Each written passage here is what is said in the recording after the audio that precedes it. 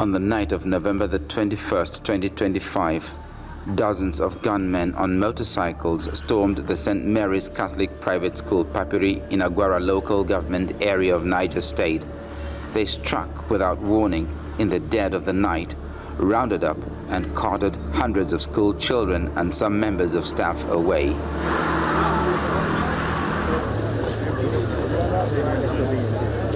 On the 8th of December 2025, the National Security Advisor's Office delivered 100 of the school children after securing their release to the Governor of Niger State, Ibrahim Bago.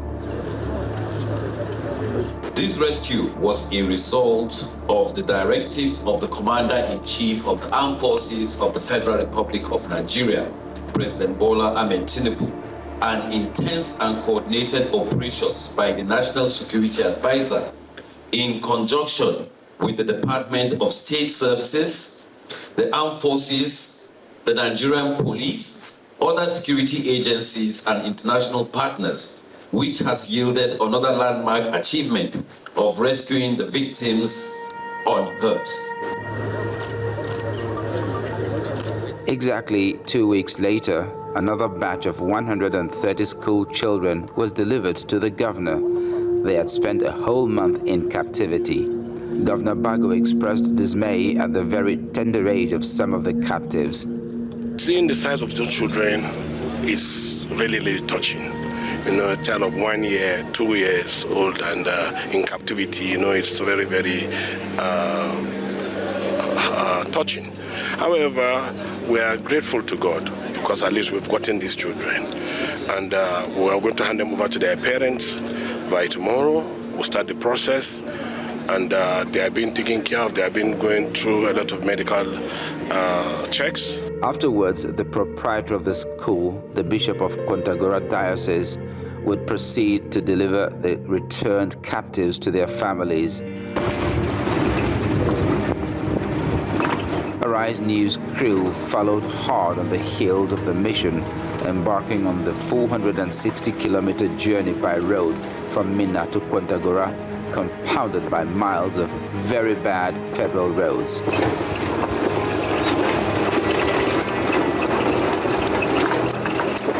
At some point, we took a wrong turn, heading in the opposite direction towards Makera. We left Minna, the Niger State capital, earlier this morning around 9:45, thereabouts.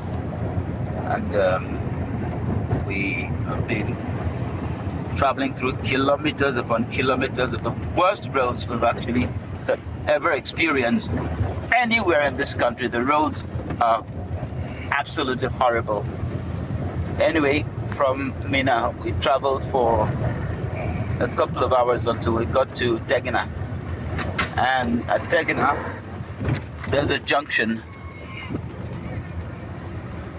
So we had to stop and ask which way takes us to Kontagora. One of the drivers along the way pointed us in a particular direction, which was logical enough.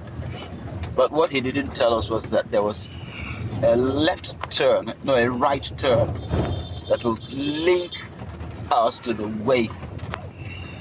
Instead of taking that turn, we passed it and we continued to travel until we got to a place where the road was absolutely bad.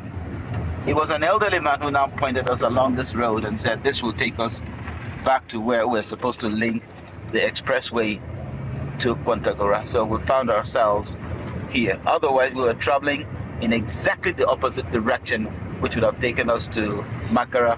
As a result of the delay, we had missed the bishop's delegation in Kontagora, but we decided to push on nonetheless and proceeded to secure transportation from Kontagora for another 148-kilometer journey onwards through Yauri in Kebbi State. We're going to Yauri Park. From there, we head to the riverside that will take us to Agwara. Okay. You understand? Then, of course, we'll be on our way to Papiri from there. Okay.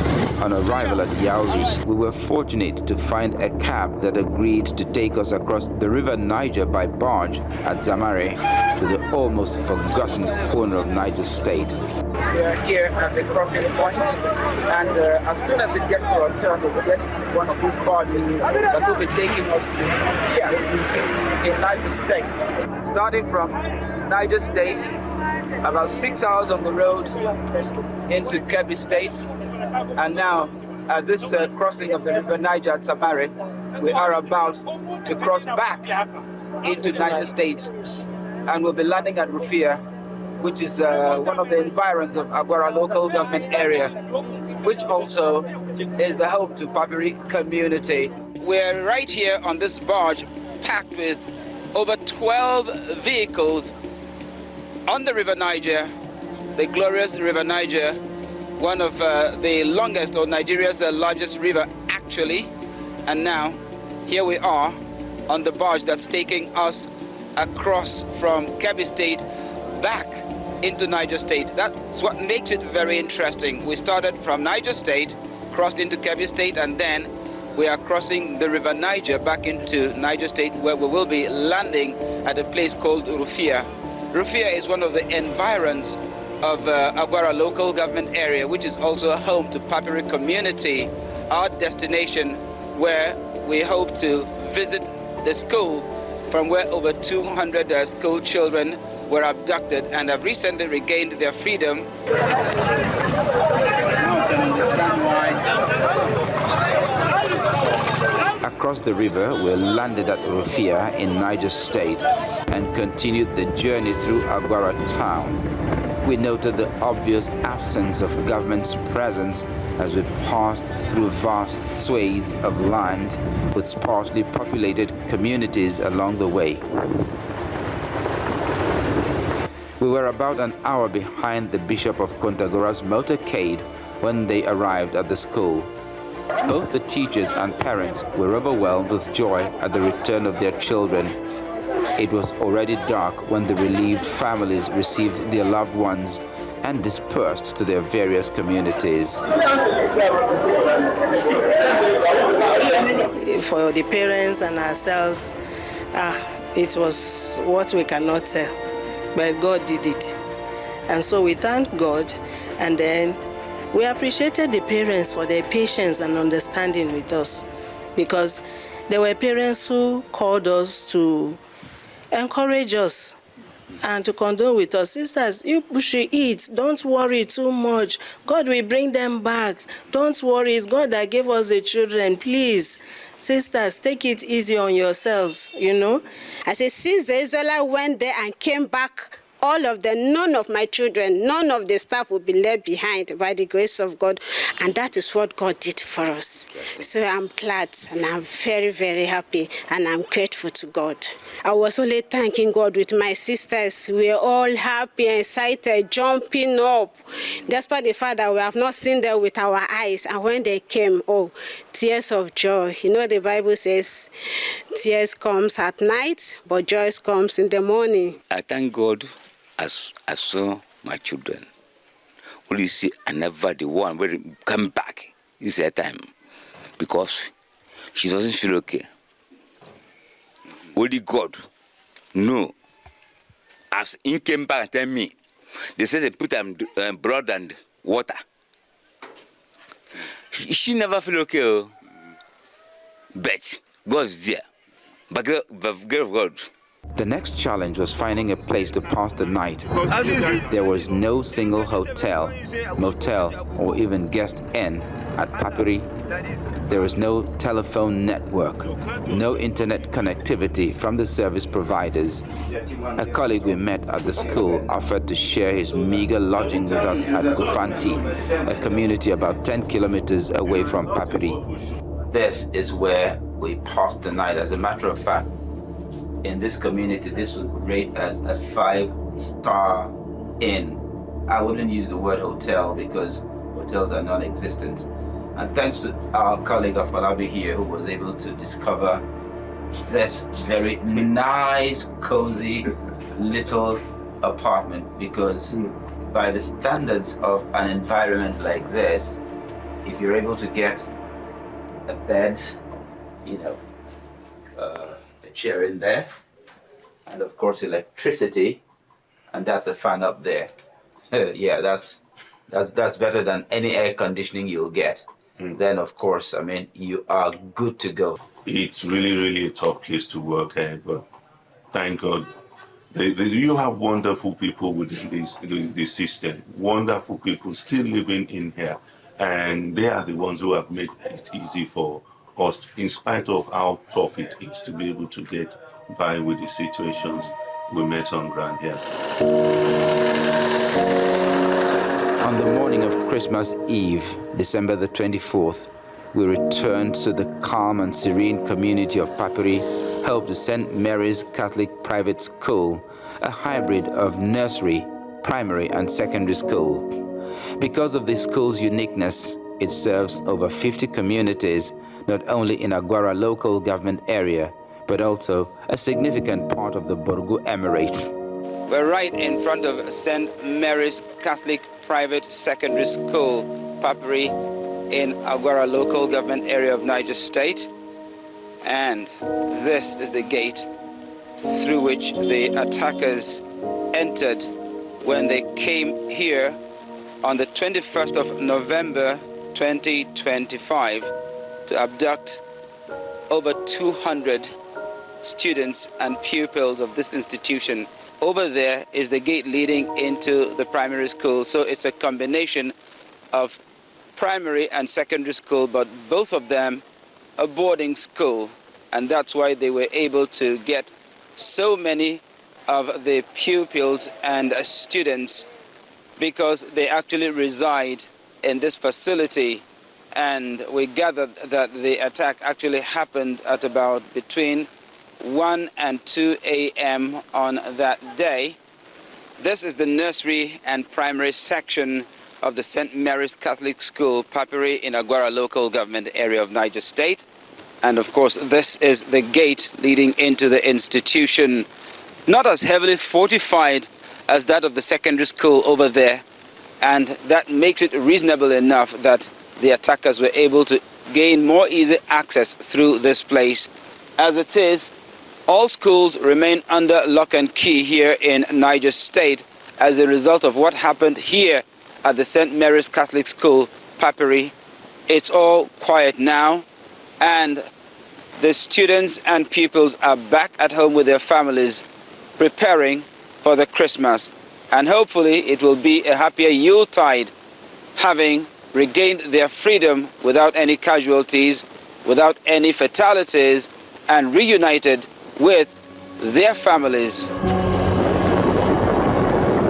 It's a dusty and rugged terrain as the Rise News crew set out to track down two families in two different communities, Kwana and Azakaboso, traversing a distance of approximately 8 square kilometers. We had to use motorbikes to convey us through the village paths.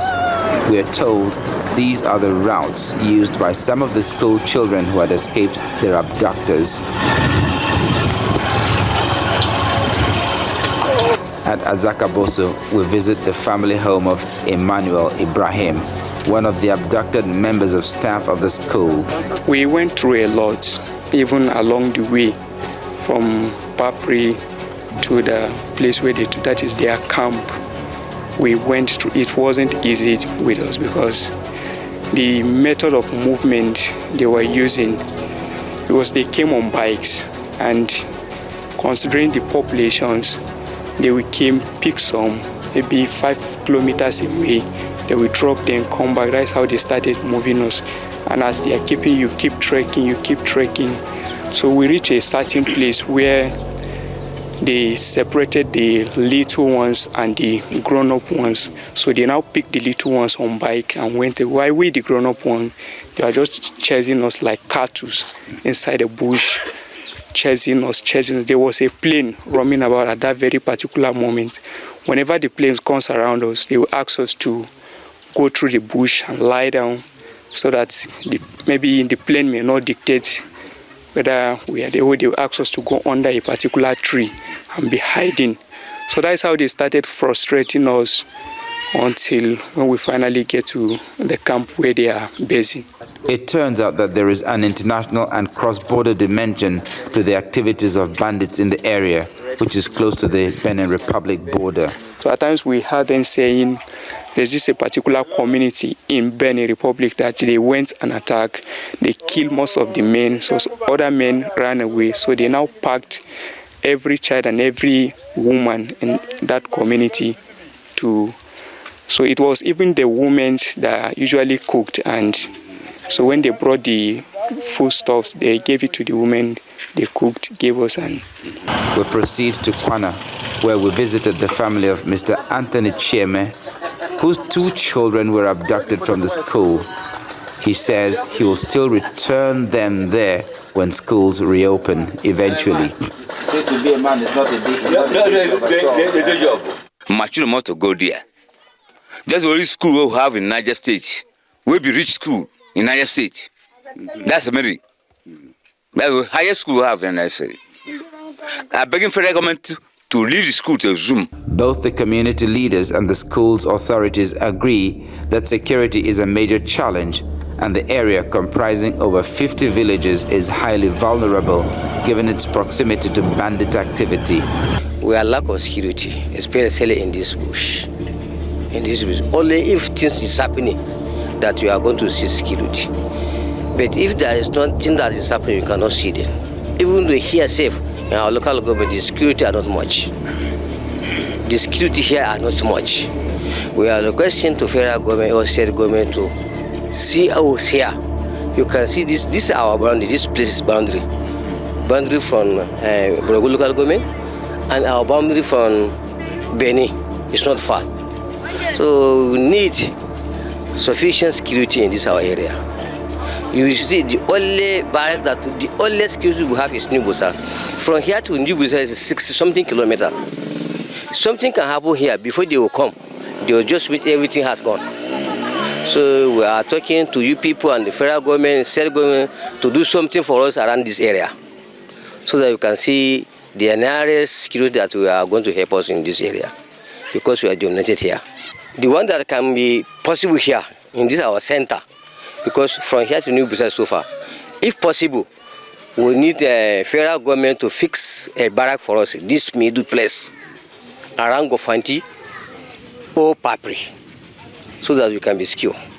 We are praying that God will answer our cry, so that the federal government, the state government, all hands will be on deck to see that security is provided and possibly help us with facilities that are needed in that area, not just the security. Other facilities, even the clinic, it can be a bigger facility to help people on that area, and even the schools. We have a lot of needs in those schools. Done with our interviews, we depart from Papiri to return to Kontagora. This time, we do not have the luxury of crossing by barge. We have to board a canoe to cross the River Niger back to Zamare in Kebbi State. For the first time in my entire life, I'm crossing the River Niger physically. But for the largest river in Nigeria, the River Niger, apart from driving across over the Niger Bridge, whether in Asaba or Lokoja, this will be the first time I'm actually taking a water-going craft. This time around, a canoe with an outboard motor on the River Niger itself. We're almost across now, and this is a moment in time worth capturing. It's Christmas morning in Kontagora. We visit St. Michael's Parish, where the proprietor of St. Mary's Catholic School, Papiri, and Bishop of Kontagora Diocese, Bulus Johanna, has just finished conducting the Christmas Mass. This school caters for more than 50 villages, and some of them you travel 4 or 5 hours to get to the place, and I said the place is more central compared to any other place.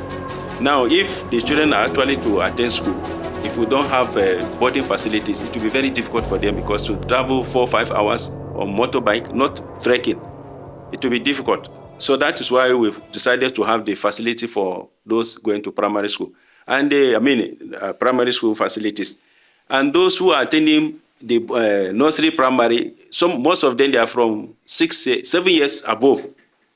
You know, they are the ones who are already on their own. All they need is just little assistance from the nannies. They are the ones. So that is why for them to have the ability, the facility, we have to provide that boarding.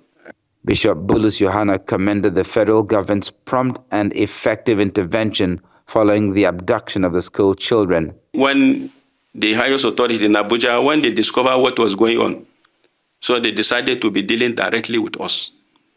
The president sent the national security advisor. He came here and landed in this place. We had a general meeting and we also had a very close meeting. And he told me the plans that they will rescue them. It's a matter of time, you know, and they will come in batches. They are the one that did everything. And they did excellently well. And we're very, very happy, very proud of the federal government for the action they took. Because when they realized what was going on, they decided all those causing trouble, you know, they just left them out. We also met the principal of the secondary school, the headmistress of the primary school, and the head nurse of the health center. To be woken up from sleep and be told that you are surrounded by bandits, it wasn't palatable at all. So we got together, tried to fix ourselves to wear something that will be fitting if we are to run or whatever. Like, we would find ourselves able to do that with what we are wearing. So we tried to get trainers and all that. So before making efforts to see that we pass information around. Throughout that night, around that to 4, when the bandits finish doing whatever they want to do, break the doors, even the louvers by the windows, they have to break it and then pass through that place to enter into the hostel and push all the children out and took them away. The girls, those who have wrapper, they tore the wrapper, used it to tie their hands. And then that is how they took all of them away with bikes and vehicles. So it was a very sad night that I will not even want to remember. Arise News followed the story of the Papiri abduction all the way. The abducted school children and staff were returned to their families early enough for Christmas. It was the best gift for the various communities that St. Mary's Catholic Private School serves. But there's no guarantee that the bandits would not be coming back again. Charles Eruka, Arise News.